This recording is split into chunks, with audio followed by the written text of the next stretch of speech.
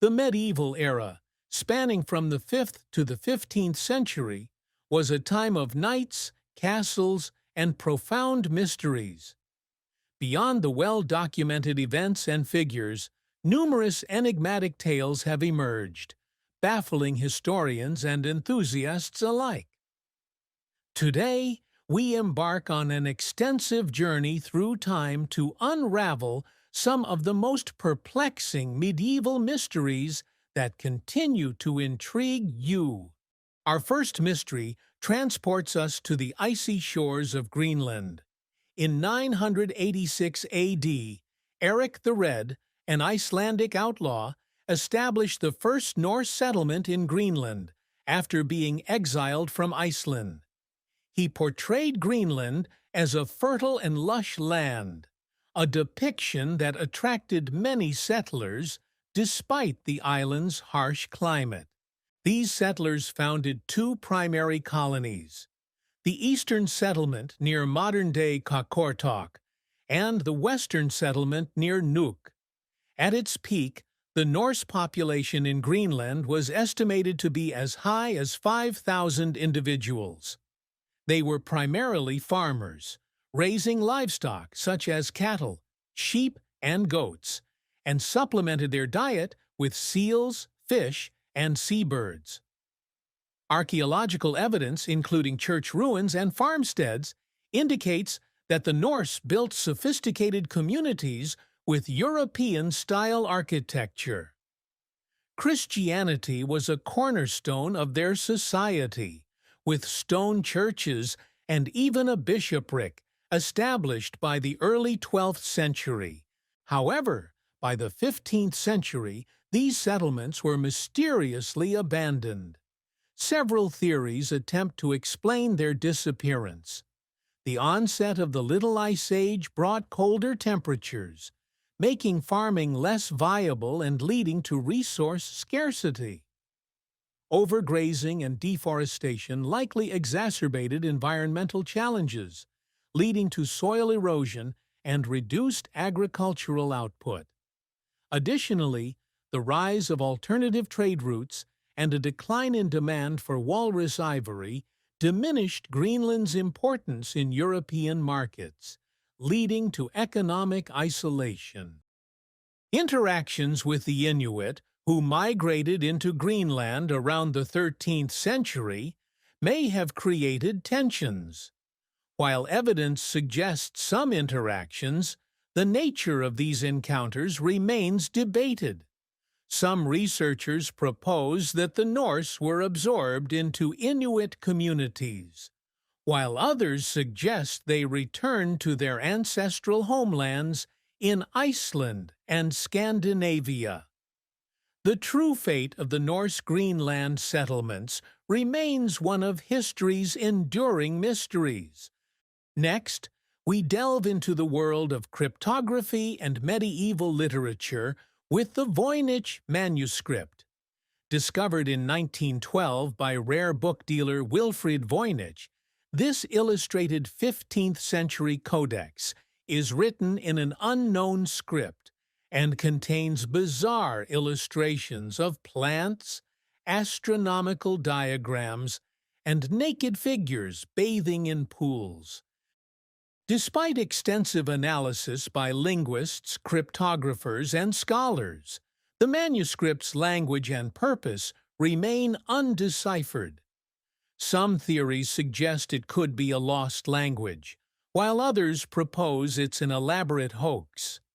The manuscript appears and disappears throughout history, from the library of the Holy Roman Emperor Rudolph II to a secret sale of books in 1903 by the Society of Jesus in Rome. The Voynich manuscript continues to baffle and intrigue, symbolizing the limits of our understanding. Beinecke Rare Book and Manuscript Library. Our third tale transports us to 12th century England, to the village of Woolpit in Suffolk. During the reign of King Stephen, villagers reported finding two children with green-tinted skin, speaking an unintelligible language, and wearing unfamiliar clothing. The children were taken in by a local landowner, Sir Richard de Calne, initially refusing all food except raw broad beans. Their health improved as they adapted to a more varied diet, and their greenish hue faded. The boy eventually fell ill and died, but the girl survived, assimilated into English society, and married a local man.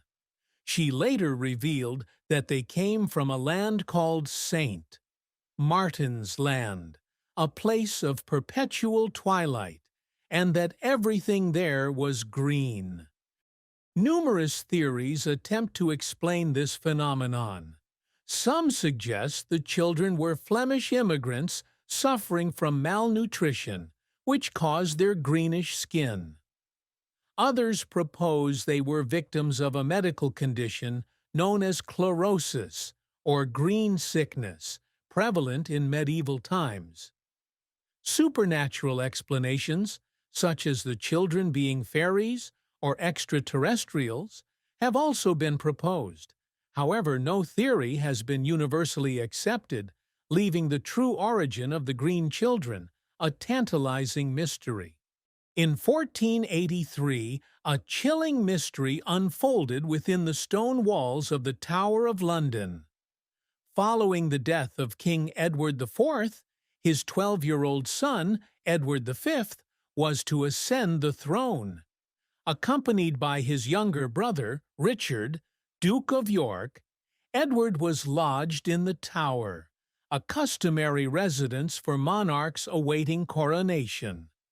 Their uncle Richard, Duke of Gloucester, was appointed as their protector.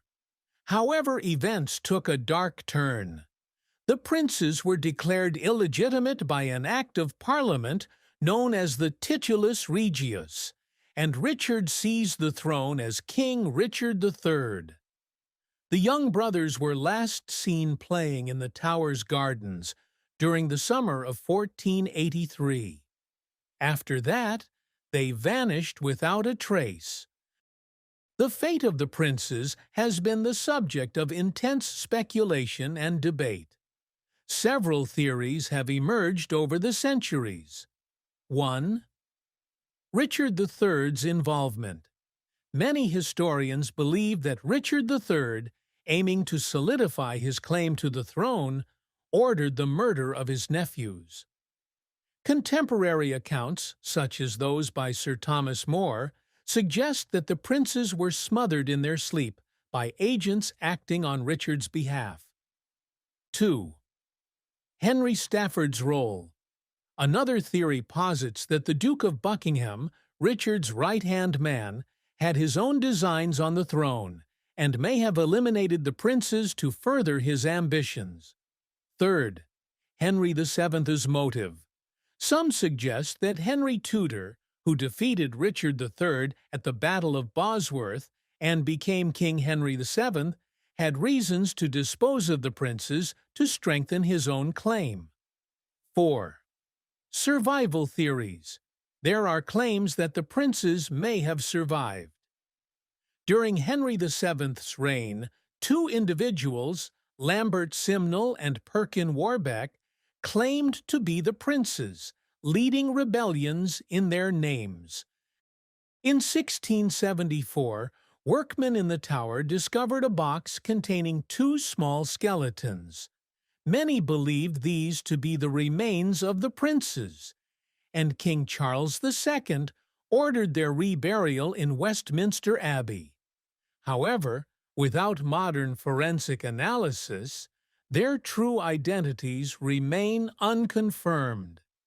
Recent research has unearthed intriguing evidence. A will from Lady Margaret Capel, dated 1516, bequeaths a chain that belonged to Edward V. This chain's passage through the hands of individuals connected to Sir James Tyrrell, a known associate of Richard III, adds weight to the theory of Richard's involvement in the prince's disappearance. Despite centuries of investigation, The ultimate fate of the princes in the tower remains one of history's most enduring enigmas, symbolizing the perilous nature of power struggles during the tumultuous Wars of the Roses. In the sweltering summer of 1518, the residents of Strasbourg, then part of the Holy Roman Empire, were struck by a sudden and uncontrollable urge to dance. This bizarre phenomenon began with a lone woman, Frau Trophäa, who stepped into the street and began dancing fervently. Within days, dozens more had joined her, dancing relentlessly day and night. Contemporary reports suggest that at its peak, up to 400 people were consumed by the mania, many collapsing from sheer exhaustion, and some reportedly dying from strokes or heart attacks. Town authorities, baffled and desperate, consulted local physicians who ruled out astrological and supernatural causes, attributing the phenomenon to hot blood. Their prescribed remedy was more dancing, leading officials to construct stages and even hire musicians, inadvertently fueling the contagion. Several theories have been proposed to explain this dancing plague. 1. Ergot poisoning. Some scholars suggest that the dancers had consumed bread made from rye infected with ergot, a hallucinogenic mold that can induce spasms and delusions. 2. Mass hysteria.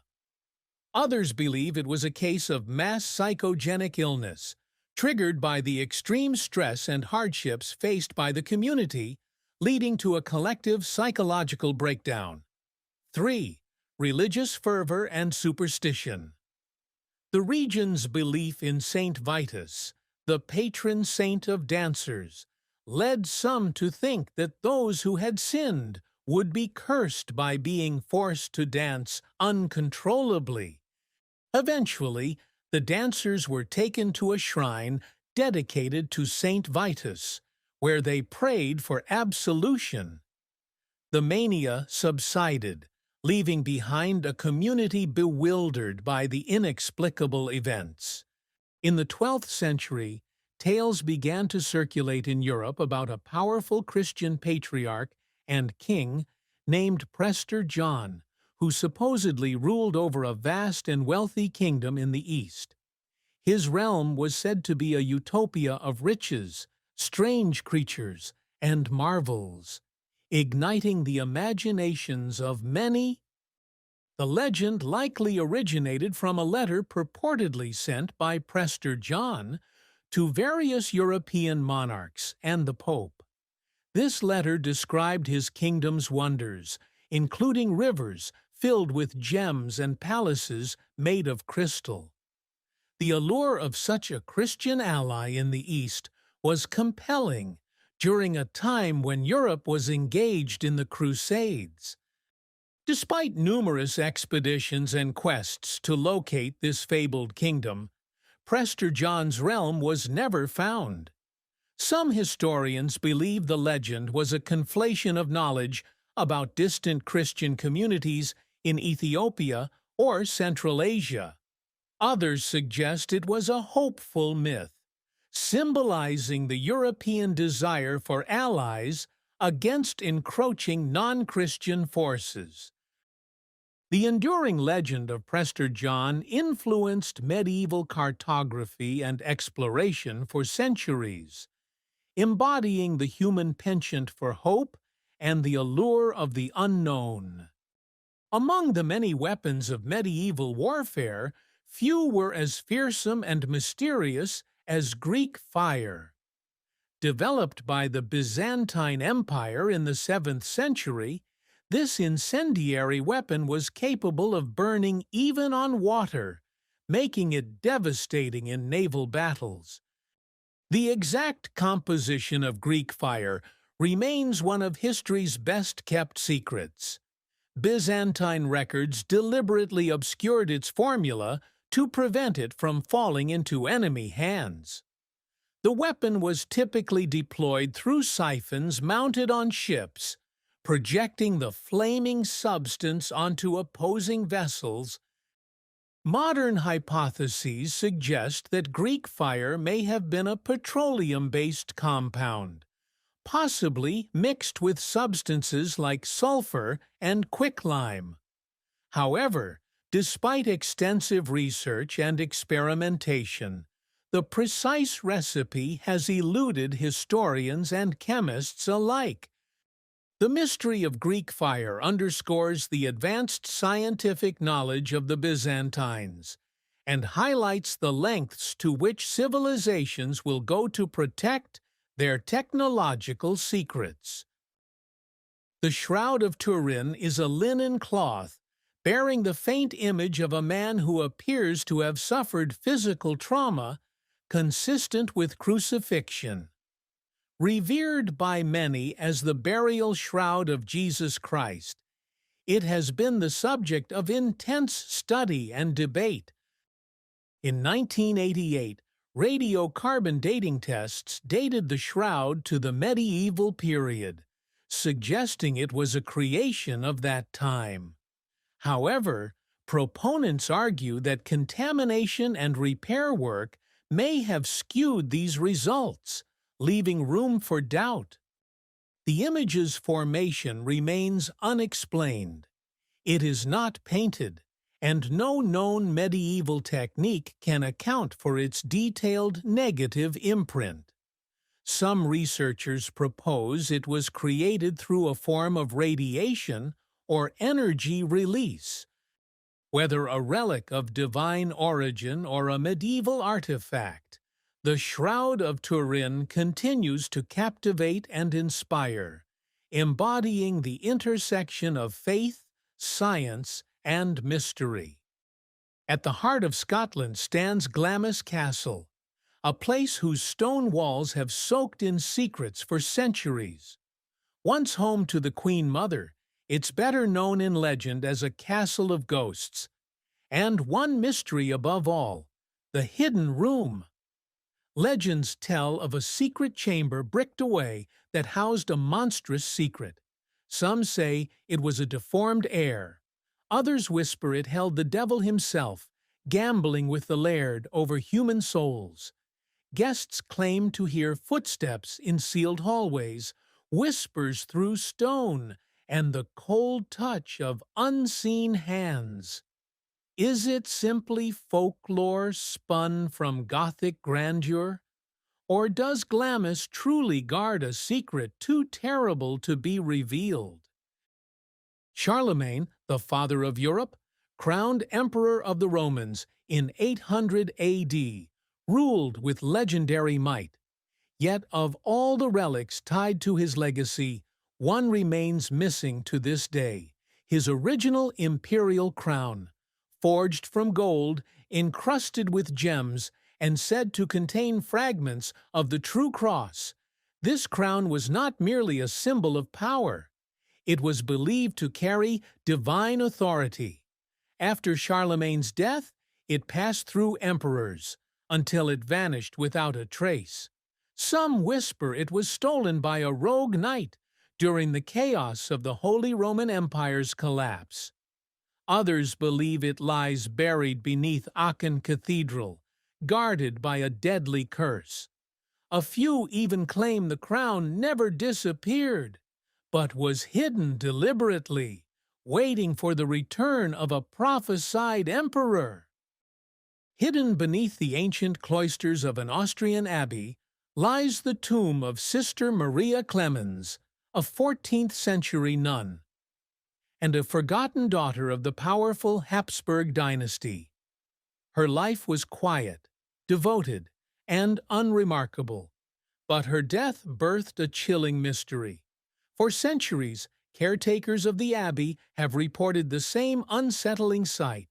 The nun's sealed marble tomb bleeds. Crimson liquid seeps from the stone on the anniversary of her death, and during times of great political turmoil. Tests show the substance is biological, resembling human blood. but there's no explanation as to how it continues to appear or where it comes from. In the ruins of an ancient priory near Pontefract, Yorkshire, locals speak of the phantom monks, ghostly figures robed in black, seen walking the corridors, chanting prayers in Latin, long dead. Some witnesses claim these monks bear no faces, just empty voids beneath their hoods. Others say their presence drains all warmth from the air. Historians link the site to violent suppression during the dissolution of the monasteries under Henry VIII. Did these souls refuse to leave their sacred grounds? Or is something darker haunting the shadows, wearing the guise of holy men? Long before the tale of the Man in the Iron Mask haunted French history, another mystery took shape, deeper, older, and cloaked in silence. In the 17th century fortress of Pignerol, located in what is now northern Italy, royal records mention a nameless prisoner, kept in strict isolation, face always hidden behind an iron or leather mask. Though not officially recorded until later under Louis XIV, many believe the roots of the tale stretch back to the late medieval period when nobles and secret heirs were imprisoned to keep dynastic bloodlines from being exposed. Who was this masked figure? A twin of a king? A disgraced nobleman with knowledge too dangerous to release? Or was he the last living vessel of a political secret that could shatter the throne? Even his jailers were forbidden to speak his name. Letters referencing him were coded, and when he died, he was buried under false identities. The mask remains, along with the chilling knowledge that some lives were worth erasing entirely from history. One February morning in 1855, after a night of heavy snow, the people of Devon awoke to find strange footprints, cloven like a goat's, stretching for over 100 miles. They climbed walls, passed through locked gates, and crossed rooftops without pause. Panic spread. Some claimed it was the devil himself, walking through towns in search of souls. Others suggested escaped kangaroos, badgers, or meteorological illusions. But none could explain the precision, the scale, or the chilling uniformity of the tracks. To this day, the Devil's Footprints remain one of England's coldest and most bizarre unsolved mysteries. Nestled deep in Northumberland's moorlands, there once lay a village, unnamed, unmarked, and now completely gone. The land holds no buildings, only faint outlines where walls once stood. Locals speak of a village that disappeared overnight, sometime in the 14th century. No signs of plague, fire, or invasion. It simply ceased. Some say the villagers made a pact, and when the toll came due, they vanished from the earth. Others whisper of a doorway, a portal, a fairy ring, or a cursed song that led them into another world. Archaeologists can find no definitive record, just scattered bones, forgotten roads, and silence. In the Basque highlands of Spain, there stands a solitary stone, smooth, weathered, and somehow changing shape.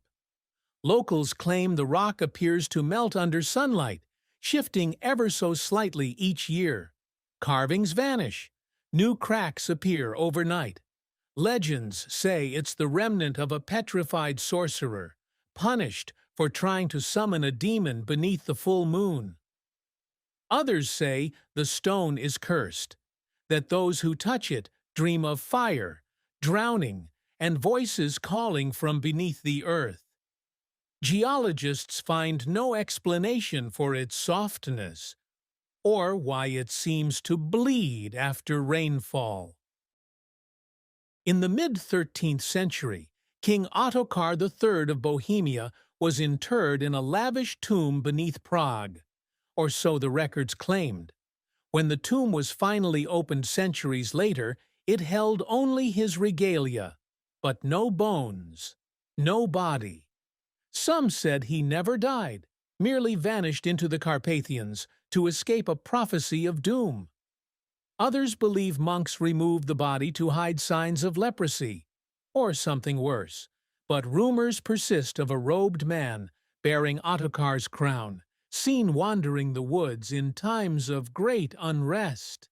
A hollow king, or an undying one. Housed in a locked vault in a remote Carpathian monastery lies a manuscript known as the Whaler's Codex. Bound in reddish leather and sealed with iron clasps, it is said to emit a scream when opened, a cry that leaves ears ringing for hours. Written in a long-dead dialect, its pages are filled with nightmarish illustrations, flayed angels, burning cities, serpents wearing crowns. Several monks reportedly went mad after reading it. One burst into flame, or so the legend claims. Attempts to carbon date the book fail. Instruments falter. And the scream? It's never been recorded, yet always remembered. During the Hundred Years' War, both French and English soldiers reported a terrifying sight. A knight, engulfed in living flame, charging into enemy lines, untouched by fire or blade. No banners, no insignia. His armor bore no rust, no blood, no name. Witnesses describe the same thing, a silent burning figure who vanished after battle, leaving no trace. Some believed he was a ghost of a fallen crusader. Others whispered he was an angel of vengeance, sent to punish the wicked. But one chronicle hints at a darker origin. A nobleman who made a pact in Jerusalem for immortality, and got exactly what he asked for. In the heart of medieval Italy, Sister Benedetta died in 1299. She was buried with modest honors until a flood unearthed her coffin centuries later. Her body had not decayed at all. Her skin remained supple, her face serene. It was as if she'd fallen asleep. Declared a miracle, her remains were placed in a reliquary. But visitors began reporting strange effects. Dreams of her life, visions of fire, a sudden urge to confess. Doctors today can't explain her preservation. Some call it natural mummification. But there's one final twist. In her diary, found years later, she wrote, "When the flood comes, I will rise again." During the Crusades, rumors swirled of a figure called the Black Knight, not aligned with Saracen or Christian, but a solitary force who appeared in battles, saving the wounded or slaughtering both sides. His armor was black as obsidian. His sword glowed faintly blue. Witnesses say he never spoke, but carried a banner no one could recognize, a white rose on a field of black. Templar records make veiled references to him, the man who guards the threshold. Was he a rogue knight? A deserter with relics of power? Or something much older, protecting something buried in Jerusalem's sands? St. Dismas Monastery appeared on royal maps from 1210 to 1320. Located in the highlands of what is now Wales, it was known for a vast collection of alchemical texts and forbidden gospels. Then it vanished. Travelers reported arriving at its gates only to find a field. Others claimed the land felt unnaturally cold, even in summer. Excavations found no stone, no bodies, just fragments of illuminated manuscripts buried deep in the soil, written in languages no one speaks. Did the monks abandon it? Was it destroyed and erased? Or did it leave? By the 13th century, two separate cathedrals in Europe claimed to hold the true crown of thorns worn by Christ during the crucifixion. Both relics appeared around the same time. Both were authenticated by prominent clerics, and both sparked waves of miracles and madness. Pilgrims wept before each, sick were healed, blind could see. But then, strange things happened. A nun went blind after touching one. A bishop died screaming after denouncing the other. Were both real? Were neither? Or was one crafted by a cunning medieval alchemist, not as a forgery, but as a trap? Deep in the forests of Burgundy lies a tomb, massive, ornate, sealed. No inscription, no sigil, no known occupant. The structure predates nearby villages, yet no local legend claims it. When opened in the 1800s, it was empty, not even dust, just a circle of ash and a dagger buried point down in stone. Whispers say the tomb was meant not to house the dead, but to trap the living. Or worse, to hold something no one was meant to find. To this day, locals call it simply La Tombe sans nom, the tomb without a name. In the high reaches of the Alps, where snow and silence dominate the peaks, a strange phenomenon haunted the Middle Ages. Whispers of phantom armies seen marching through the snowy mountain passes. These weren't merely tales spun by lonely travelers or old shepherds bored during long winters. These were widespread, consistent sightings across different centuries. Eerie formations of soldiers appearing suddenly in the mist, their armor clanking, swords glinting faintly, though no battle was being fought, and no one could ever get close to them. Accounts of such spectral battalions stretch across regions, from the Swiss Alps to parts of northern Italy and even into southern Germany. One of the earliest recorded instances comes from around the 13th century, during a time of near-constant strife in the Holy Roman Empire. Villagers in the Tyrol region reported seeing ghostly columns of knights advancing through the snow-laden passes, horses with glowing eyes, helmets glinting under moonlight. But when scouts were sent to investigate, they found no prints in the snow, no dropped weapons, no signs of passage. So what were they seeing? To medieval minds, these weren't ghosts in the modern sense. They were often believed to be wandering souls of unburied warriors, those who had died without last rites, doomed to relive their final march for eternity. Others believed they were omens, forewarnings of war, plague, or political upheaval. One haunting case occurred in 1352 near what is now Chamonix, France. A group of monks, traveling through the mountains to reach a remote abbey, reportedly heard the thunderous sound of marching boots, hundreds, maybe thousands. But when they looked up from their icy path, there was nothing but dense fog ahead. Then, like shadows emerging from a candlelit veil, dark shapes formed, a full formation of soldiers, helmed and armored, advancing in silence. The monks dropped to their knees in prayer, certain they were witnessing a miracle, or a curse. Later, they would describe details impossible for the average person to fabricate. Heraldic symbols from a long-forgotten crusading order. Armor styles a century out of date. And among the monks, none could agree if the soldiers were coming toward them or simply walking endlessly in place. Some modern historians and folklorists believe these sightings may stem from a combination of natural phenomena and the human mind's tendency to find patterns.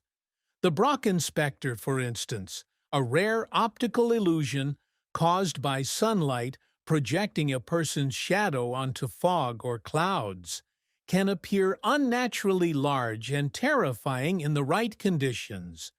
In some instances, it can even multiply shadows, creating the illusion of many figures moving in unison. Yet the descriptions in medieval sources are too precise, too detailed, and too numerous to dismiss as mere tricks of light. The way these sightings often coincided with impending disaster, war, famine, plague, added another layer of mystery. To the people of the Middle Ages, these were not hallucinations, they were warnings.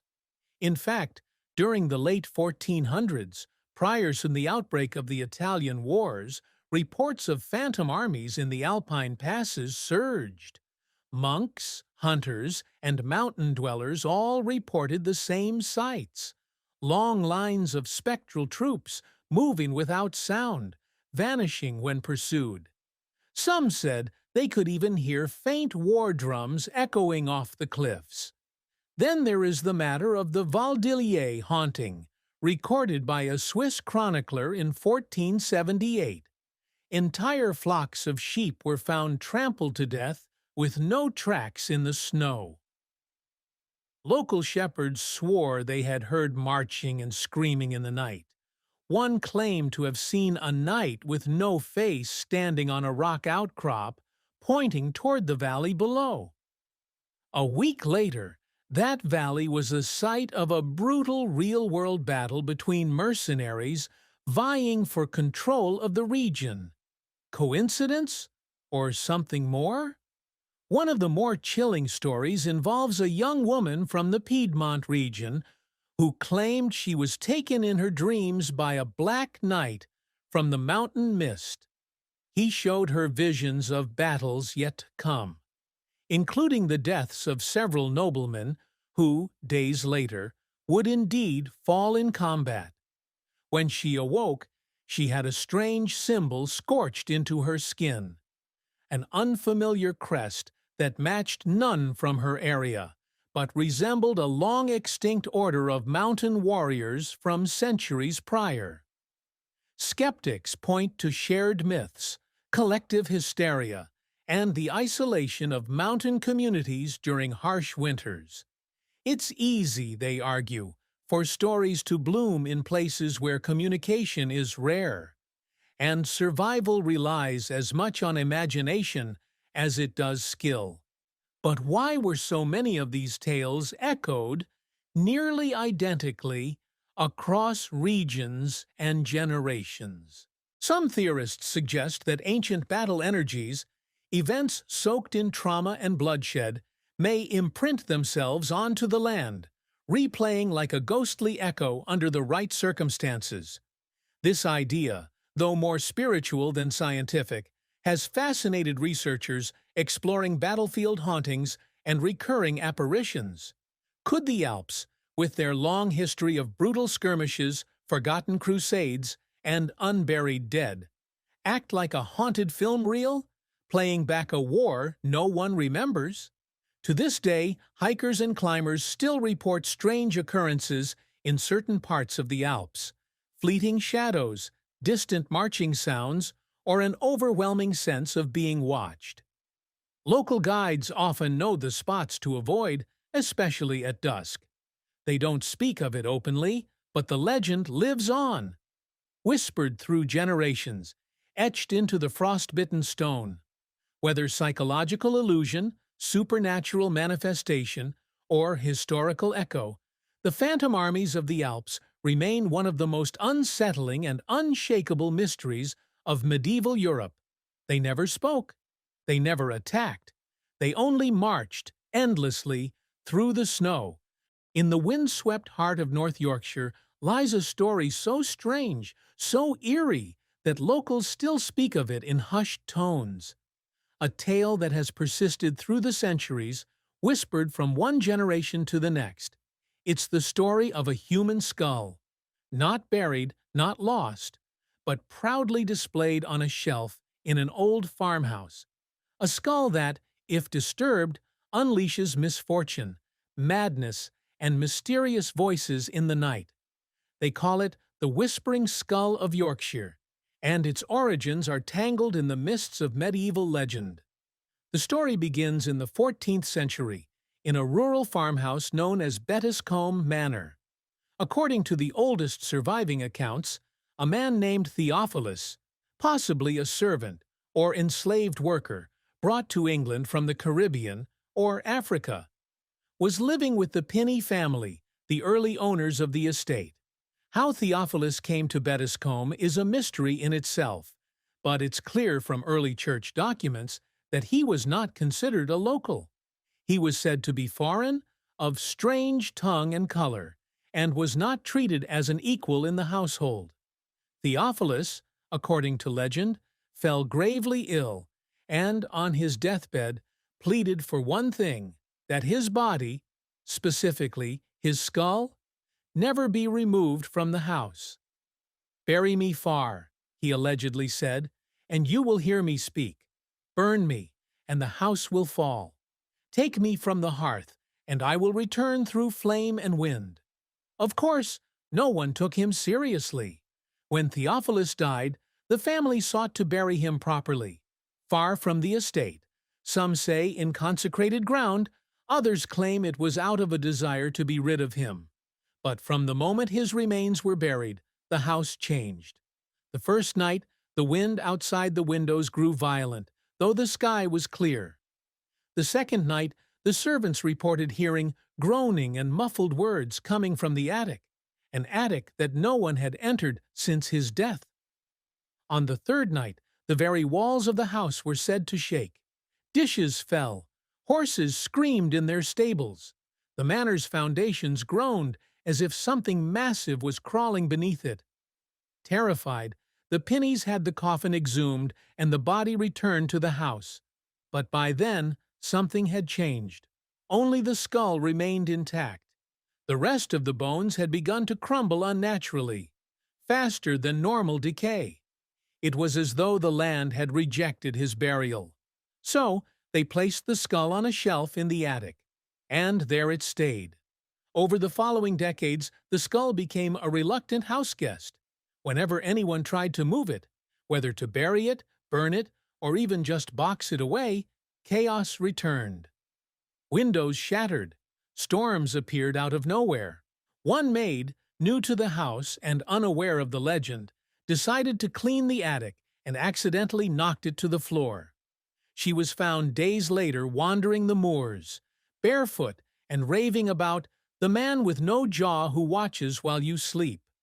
By the 15th century, the skull had become infamous in the surrounding villages. Folk from nearby towns like Lyme Regis and Axminster would walk miles just to glimpse it, or listen to the whispered sounds it made during certain nights of the year. One local clergyman, Reverend Godric Bell, wrote in his journal around 1459, "There lies upon the beam in the house of Bettiscombe a skull which speaks in the dead of night. I have heard it mutter in Latin, and in tongues I do not know. I do not jest. The air about it is cold. It is not of God." During the English Reformation, when religious artifacts and relics were being destroyed en masse, there was a brief attempt by a traveling bishop to remove the skull. He ordered it crushed and cast into the nearby marsh. That night, lightning struck the house twice. The marsh dried inexplicably for weeks, and the skull reappeared, back on the shelf. By now, the skull was not just a relic, it was a guardian, a curse, and a mystery rolled into one. Historians in later centuries would attempt to explain the story scientifically. Some suggested the phenomenon was a psychological effect of mass suggestion. Others argued that the skull's return was staged, part of a long con to attract donations or attention. But none could explain the physical disturbances reported through multiple centuries, nor the fact that every single attempt to remove or destroy the skull ended in measurable catastrophe. In the early 1600s, Bettiscombe's owners tried once again to silence the legend. A new lord of the manor, wanting to clear the estate of superstition, attempted to sell the skull to a collector in London. The skull was boxed, wrapped in cloth, and sent with a carriage. The driver returned 3 days later, white as snow and babbling. The horses had turned on each other. The box was now empty. No one knows where it went. Weeks later, the skull was, yes, again, back on the shelf in the attic. But what makes this tale truly a medieval mystery is not just the persistence of the haunting, but the voice. Multiple witnesses over the centuries, from noblemen to local farmers, have claimed to hear it speak, not scream, not moan, speak, in dialects no longer used. Some claim to hear Old Anglo-Saxon. Others say it mutters names, names of people yet to be born. There are even unverified accounts that during the 1665 plague, the skull warned the manor's residents to flee the house days before infection struck the village. One local legend insists the skull holds a fragment of pre-Christian memory, that Theophilus was no ordinary servant, but a spiritual vessel, and the skull is all that remains of his physical anchor to the world. The voices, some say, are echoes of a deeper wisdom, filtered through centuries of silence. Today, the skull still exists. It is kept under lock and key in what remains of the Bettiscombe estate, protected by the descendants of the family. Every few decades, someone, often a skeptical researcher or paranormal investigator, asks for permission to study it. Most are refused. Of the few who are granted a viewing, almost all return unsettled, quiet, and unwilling to speak of what they experienced. But every once in a while, a new tale emerges, of a visitor who swore they heard a whisper behind them. A voice in the dark, a name that they didn't recognize at first, until someone by that name was born to their family years later. Whether the skull is cursed, haunted, possessed, or simply a relic of our deepest, darkest fears, one truth remains. It does not want to be moved, and if you try to silence it, it will speak. In the quiet coastal village of St. Osyth in Essex, England, there is a name that hangs in the air like a ghostly echo, a name associated with trials, curses, and whispered tales of dark magic. That name is Ursula Kemp. She was one of the women accused, tried, and executed during the infamous St. Osyth witch trials in the late 16th century. But her story begins far earlier, in the dark days when folk healing, superstition, and fear walked hand in hand, and when the line between help and heresy was as thin as a hair. Ursula was a midwife, a healer, and by many accounts, an incredibly skilled woman. People came to her with fevers, broken limbs, even infertility, and she offered them cures made of herbs, rituals, and whispered prayers passed down through generations. But in medieval England, especially in small, tight-knit communities, knowledge was a double-edged sword. Her neighbors began to notice that those she helped seemed to become dependent on her, that if they crossed her or refused payment, they fell ill again, or worse. One woman, Agnes Glascock, claimed that after she refused to thank Ursula with gifts, her child fell down the stairs and broke his leg. Another, Grace Thurlow, swore that her butter wouldn't churn, and her cow went dry after speaking ill of the healer. Ursula denied all accusations, of course, at first. But in 1582, when the official records were written by the Essex Assizes, things took a darker turn. Under pressure and likely coercion, Ursula confessed to having 4 familiars, demonic spirits in animal form that she kept hidden in her home. Their names were Tiffin, Piggin, Jack, and Tiffin. She described them in haunting detail. One appeared as a black toad with a human face, another, a hairy imp with red eyes. These creatures, she claimed, whispered to her in the night, and carried out her vengeance when someone wronged her. But here's where the mystery deepens. The trial records, which still exist, contain an uncanny amount of consistency across multiple testimonies. Women and children who had never met each other described the same creatures, the same names, the same strange rituals performed under moonlight near the churchyard. Skeptics say these were coached statements, but believers suggest something darker had truly taken root in St. Osyth. After her confession, Ursula was executed, hanged near the village she once healed. But the legend did not die with her. For centuries afterward, St. Osyth became known as the Village of the Witches. Locals claim strange happenings never truly ceased. In the 1920s, during renovations near the ancient churchyard, workers unearthed bones beneath an old house, buried in a fetal position, surrounded by animal skulls and rusted iron pins. The bones were female. Experts speculated they were ritualistic. Some say it was Ursula herself, buried in secret to keep her spirit from rising again. Visitors to the graveyard at night report hearing whispers coming from the trees. Others feel sudden bursts of icy wind. One man, a historian from London, swore he saw a toad the size of a dog crawl across a gravestone, then vanish into smoke. So was Ursula Kemp a misunderstood healer turned scapegoat? Or did the village of St. Osyth truly harbor a coven that wielded power beyond the natural world? Whatever the truth, her shadow still lingers, and the whispers in the churchyard have never fully stopped.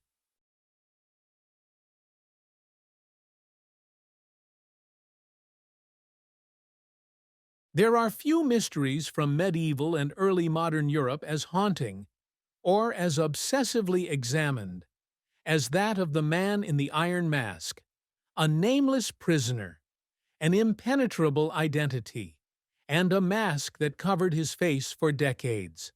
This is no legend plucked from myth or rumor. This is real history, documented, archived, and even confessed to by kings.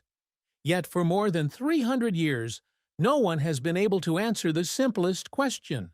Who was he? Our story begins in France, in the late 1600s, during the reign of the Sun King, Louis XIV, a monarch known for luxury, absolute power, and harsh justice. During his rule, the state held many prisoners, but one, in particular, was different.